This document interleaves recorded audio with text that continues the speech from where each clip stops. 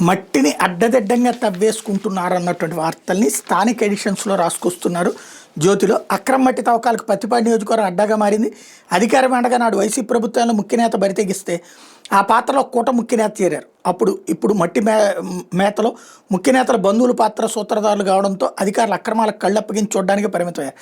గతంలో వారేనా మట్టి తవ్వి సొమ్ము కూడగొట్టుకునేది, మేమేమన్నా చేతకాని వారేమో అన్నట్టు అంతకుమించే ఇప్పుడు నేతలు అడుగులు వేస్తున్నారు. రాత్రి మూడు తేడా లేకుండా చినకొండ్రపాడు, చోడవరం, నాయుడుపేట వద్ద జాతీయ రహదారిని అనుకుని ప్రభుత్వ పోరంబోగు భూముల్లో వేల కొద్ది లారీల మట్టి బయటికి పంపుతున్నారు. నియోజకవర్గంలో అక్రమ మట్టే మణిగా మారింది. గతంలో గుట్టు చప్పుడు కాకుండా మట్టి తవ్వకాలు జరగ వైసీపీ ప్రభుత్వంలో అడ్డోదుపు లేకుండా పోయి అనుమతులు లేకుండా భూగర్భ జలాలు బయటకు వచ్చే వరకు మట్టిని తోడేశారు.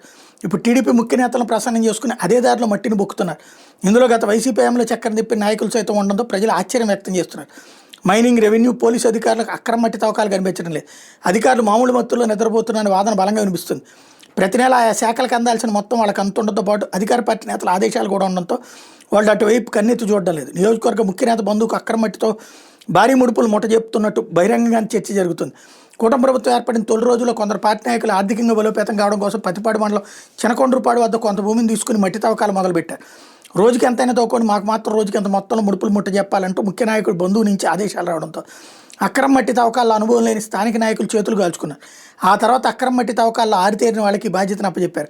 ఇదే రీతిలో గుంటూరు రూరల్ మండలం చోడవరం, నాయుడుపేట వద్ద చినకొండ్రపాడు మించి అక్రమ మట్టి తవ్వకాలు జరుగుతున్నాయి. అక్రమ మట్టి తవ్వకాల విషయంలో రెండు వర్గాల మధ్య ఏర్పడిన విభేదాలు రచ్చకెక్కాయి. ఇటీవల నియోజకవర్గ పరిధిలో ఇరు వర్గాలు కొట్టుకున్న సంఘటనలో ఒకరు ప్రాణాపాయ స్థితిలో ఆసుపత్రి పాలయ్యారు. మట్టి తవ్వకాలతో ఒక ప్రాధాన్యం ఇవ్వడం లేదంటూ మట్టి బకాసుడు రచ్చ చేయడంతో ప్రస్తుతం మట్టి తవ్వకాలు చేస్తున్న మరో వర్గం దాడి చేసి చితకబాది.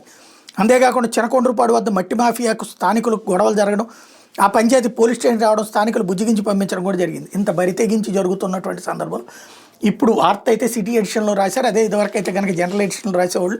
ఇంకోటి యాక్షన్ తీసుకునేవాడు ఎవడు లేడు. అది స్పెషల్ ఇక్కడ.